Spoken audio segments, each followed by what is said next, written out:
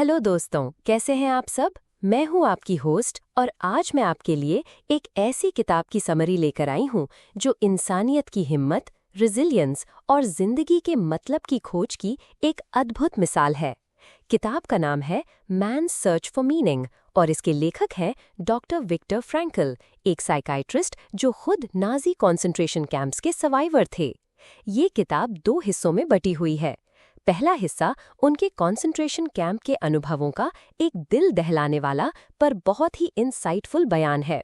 दूसरा हिस्सा उनकी थेरेपी लोगोथेरेपी का इंट्रोडक्शन है, जो इस आइडिया पर बेस्ड है कि इंसान की प्राइमरी ड्राइव मीनिंग की खोज है।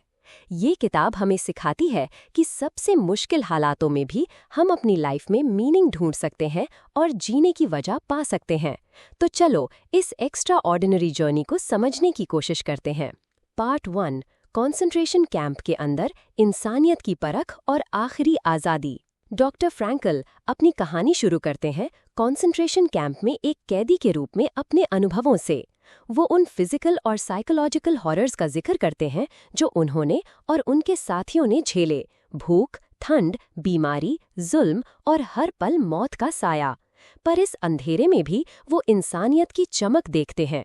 वो बताते हैं कि कैसे कुछ कैदी सब कुछ खो देने के बाद भी अपनी डिग्निटी, अपनी कंपैशन और अपनी इनर फ्रीडम को बरकरार रखते थे। उन्होंने देखा कि जिन लोगों के पास जीने की कोई वजह थी, कोई वाय था, वो उन लोगों से ज्यादा सर्वाइव कर पाए जिनके पास कोई वजह नहीं थी। नीचे का कोट है, he who has a why to live for can bear almost any how. ये कोट इस किताब का कोर मैसेज है। फ्रैंकल बताते हैं कि कैंप में 3 साइकोलॉजिकल फेजेस होते थे।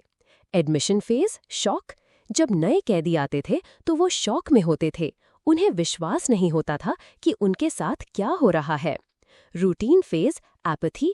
धीरे धीरे कैदी एपैथेटिक हो जाते थे, उनकी फीलिंग्स नम हो जाती थी। ये एक डिफेंस मैकेनिज्म था इतने ज्यादा सफरिंग से बचने का।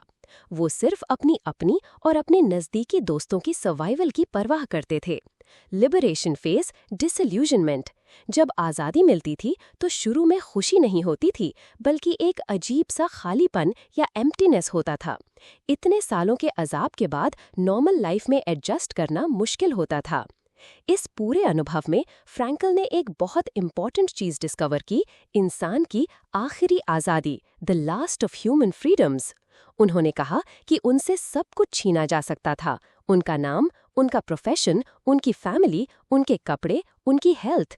पर एक चीज़ थी जो कोई नहीं छीन सकता था, और वो थी उनकी आज़ादी कि वो किसी भी गिवन सर्कमस्टांसेस में अपना एटीट्यूड कैसे चूज़ करते हैं, अपना रास्ता कैसे चूज़ करते हैं। उन्होंने देखा कि कुछ लोग सेंट्स की तरह बिहेव करते थे, अपना आखिरी टुकड़ा रोटी का भी दूसरों को दे देते थे, जबकि कुछ लोग जानवरों की तरह बिहेव करते थे। ये उनकी चॉइस थी। ये रियलाइजेशन उनके लिए बहुत पावरफुल था। उन्होंने महसूस किया कि सफरिंग अपने आप में मीनिंगलेस नहीं है, बल्कि हम उसे कैसे रिस्पॉन्ड करते हैं, उससे हम मीनिंग क्रिएट करते हैं। अगर सफरिंग अनअवॉइडेबल है तो उसमें मीनिंग ढूंढना ही सर्वाइव करने का तरीका है। फ्रैंकल ने अपने अनुभवों को एक साइकोलॉजिकल स्टडी की तरह देखा, जिससे उन्हें अपने फ्यूचर के काम के लिए मटेरियल मिल रहा था। उन्होंने अपनी पत्नी की इमेज को अपने मन में जिंदा रखा, उनसे मेंटल कॉन्वर्सेशंस किए, और ये उनके लिए एक बहुत बड़ा सोर्स ऑफ स्ट्रेंथ बना। उन्होंने प्रकृति की सुंदरता में, जैसे एक सनसेट या एक बर्ड सॉन्ग में, भी सुकून और मीनिंग ढूंढा। ये छोटी छोटी चीजें उन्हें जीने की हिम्मत देती थी। लोगोथेरेपी का परिचय, जिंदगी में मतलब की खोज। किताब का दूसरा हिस्सा डॉक्टर फ्रैंकल की थेरेपी लोगोथेरेपी पर फोकस करता है। लोगोस एक ग्रीक शब्द है जिसका मतलब है मीनिंग। लोगोथेरेपी इस आइडिया पर बेस्ड है कि इंसान की primary motivational force will to meaning है, ना कि फ्रॉइड का विल टू प्लेजर या एडलर का विल टू पावर। फ्रैंकल कहते हैं कि जब इंसान अपनी लाइफ में मीनिंग नहीं ढूंढ पाता तो वो एग्जिस्टेंशियल वैक्यूम, अस्तित्व का खालीपन में चला जाता है, जिससे बोर्डम, एपैथी, डिप्रेशन और यहाँ तक कि सुसाइड जैसे प्रॉब्लम्स हो सकती हैं। लोगोथेरेपी का एम है लोगों को अपनी लाइफ में मीनिंग ढूंढने में हेल्प करना। फ्रैंकल कहते हैं कि मीनिंग सब्जेक्टिव नहीं है, बल्कि ये ऑब्जेक्टिव है और हर सिचुएशन में डिस्कवर किया जा सकता है। हम मीनिंग क्रिएट नहीं करते, हम उसे ढूंढते हैं। मीनिंग ढूंढने के 3 मुख्य तरीके हैं। बाय क्रिएटिंग अ वर्क और डूइंग अ डीड, कुछ काम करके या कुछ अच्छा करके। जब हम कोई काम करते हैं, कोई प्रोजेक्ट पूरा करते हैं या समाज में कंट्रीब्यूट करते हैं, तो हमें मीनिंग मिलता है।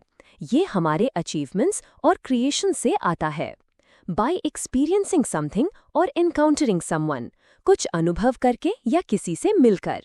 जब हम नेचर की सुंदरता को अप्रिशिएट करते हैं, आर्ट या म्यूजिक को एंजॉय करते हैं या किसी दूसरे इंसान से प्यार करते हैं, तो हमें मीनिंग मिलता है। लव को फ्रैंकल ने मीनिंग का सबसे गहरा सोर्स माना है। किसी दूसरे इंसान की यूनिकनेस को पहचानकर उससे प्यार करना, उसकी पोटेंशियल को देखना, ये मीनिंग देता है। By the attitude we take toward unavoidable suffering, ना टाल सकने वाले दुख के प्रति अपना रवैया चुनकर। ये सबसे इम्पोर्टेंट है। अगर हम सफरिंग को अवॉइड नहीं कर सकते, जैसे कोई इनक्योरेबल डिजीज या कोई ट्रेजेडी, तो हम उस सिचुएशन में अपना एटीट्यूड चूज कर सकते हैं। हम उस सफरिंग को एक चैलेंज की तरह देख सकते हैं, उससे कुछ सीख सकते हैं और उसमें मीनिंग ढूंढ सकते हैं। फ्रैंकल कहते हैं कि when we are no longer able to change a situation, we are challenged to change ourselves. दुख को हिम्मत और डिग्निटी के साथ सहना भी एक तरह की अचीवमेंट है। लोगोथेरेपी कुछ टेक्निक्स भी यूज करती है, जैसे पैराडॉक्सिकल इंटेंशन, जिसमें पेशेंट को वही चीज करने के लिए कहा जाता है जिससे उसका डर कम हो, और डी रिफ्लेक्शन, जिसमें पेशेंट का ध्यान उसकी प्रॉब्लम से हटाकर किसी और चीज पर लगाया जाता है। फ्रैंकल ट्रैजिक ऑप्टिमिज्म की बात करते हैं, यानी लाइफ की tragic aspects, pain, guilt, death के बावजूद लाइफ में ऑप्टिमिस्टिक रहना और मीनिंग ढूंढना।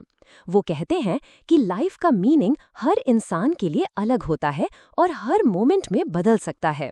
हमारा काम है उस स्पेसिफिक मीनिंग को ढूंढना जो हमारी लाइफ हमसे डिमांड कर रही है। जिंदगी हमसे सवाल नहीं पूछती, बल्कि हमें जिंदगी को जवाब देना होता है, अपने एक्शन से, अपनी रिस्पॉन्सिबिलिटी से। हर इंसान यूनिक है और उसकी लाइफ में एक यूनिक पर्पस है जो सिर्फ वही पूरा कर सकता है। ये रिस्पॉन्सिबिलिटी ही हमें फ्रीडम देती है। जिंदगी का मतलब और उसकी अहमियत, एक नई सोच। फ्रैंकल का कहना है कि खुशी, हैप्पीनेस को डायरेक्टली परस्यू नहीं किया जा सकता। हैप्पीनेस बाय प्रोडक्ट है। ये तब मिलती है जब हम अपनी लाइफ में मीनिंग ढूंढ लेते हैं और अपने पर्पस को पूरा करते हैं। अगर हम सिर्फ खुशी के पीछे भागेंगे तो वो हमसे दूर भागेगी। इसलिए will to meaning, will to pleasure से ज़्यादा फंडामेंटल है। उन्होंने सेल्फ एक्चुअलाइजेशन के कॉन्सेप्ट को भी चैलेंज किया। उनका कहना था कि सेल्फ एक्चुअलाइजेशन भी एक बाय प्रोडक्ट है। ये तब होता है जब हम सेल्फ ट्रांसेंडेंस अचीव करते हैं, यानी अपने आप से ऊपर उठकर किसी कॉज को सर्व करते हैं या किसी दूसरे इंसान से प्यार करते हैं। हमारा पोटेंशियल तभी पूरा होता है जब हम अपनी रिस्पॉन्सिबिलिटी को पूरा करते हैं। जिंदगी का मतलब ढूंढना कोई आसान काम नहीं है। इसके लिए करेज, सेल्फ अवेयरनेस और रिस्पॉन्सिबिलिटी चाहिए, पर यह जरूरी है एक फुलफिलिंग लाइफ जीने के लिए। फ्रैंकल की किताब हमें याद दिलाती है कि हमारे पास हमेशा चॉइस होती है, चाहे हालात कितने भी बुरे क्यों ना हो। हम अपना एटीट्यूड चूज कर सकते हैं, हम अपनी लाइफ में मीनिंग ढूंढ सकते हैं। ये किताब उम्मीद की एक किरण है। ये हमें बताती है कि इंसानी स्पिरिट कितनी रेजिलिएंट है। ये हमें सिखाती है कि सफरिंग लाइफ का एक इनएविटेबल पार्ट है, पर हम उसे कैसे फेस करते हैं ये हम पर डिपेंड करता है। हम सफरिंग को एक अपॉर्चुनिटी की तरह देख सकते हैं, ग्रो करने की, लर्न करने की और अपनी इनर स्ट्रेंथ को डिस्कवर करने की। फ्रैंकल ने अपने अनुभवों से ये साबित किया कि इंसान सब कुछ सह सकता है अगर उसके पास जीने की कोई वजह हो। उनकी कहानी हमें इंस्पायर करती है कि हम भी अपनी लाइफ में मीनिंग ढूंढें, अपने वाई को पहचानें और हर पल को पर्पसफुली जिएं। ये किताब सिर्फ एक सर्वाइवर की कहानी नहीं है, बल्कि ये एक प्रोफाउंड साइकोलॉजिकल और फिलोसॉफिकल ट्रीटिस है जो ह्यूमन एग्जिस्टेंस के कोर क्वेश्चंस को एड्रेस करती है। ये हमें बताती है कि लाइफ में सबसे इम्पॉर्टेंट चीज़ है रिस्पॉन्सिबिलिटी, अपनी लाइफ के लिए, अपने चॉइसेस के लिए और अपने मीनिंग के लिए। हर पल हमसे एक सवाल पूछता है और हमें उसका जवाब देना होता है। वो जवाब हमारे एक्शंस में, हमारे एटीट्यूड में और हमारे रिलेशनशिप्स में झलकता है। तो अपनी लाइफ का मीनिंग क्या है? ये सवाल हर किसी को खुद से पूछना चाहिए और उसका जवाब अपनी यूनिक जर्नी में ढूंढना चाहिए। फ्रैंकल की ये किताब उस जर्नी में हमारा मार्गदर्शन करती है। ये हमें याद दिलाती है कि हम सिर्फ सर्कमस्टांसेस के प्रोडक्ट नहीं हैं, बल्कि हम अपने डिसीजंस के प्रोडक्ट हैं। हम अपनी डेस्टिनी खुद शेप कर सकते हैं। तो दोस्तों, ये थी डॉक्टर विक्टर फ्रैंकल की मैन सर्च फॉर मीनिंग की समरी। एक ऐसी किताब जो आपको जिंदगी के गहरे सच्चाइयों से रूबरू कराती है और आपको एक ज्यादा मीनिंगफुल लाइफ जीने की प्रेरणा देती है।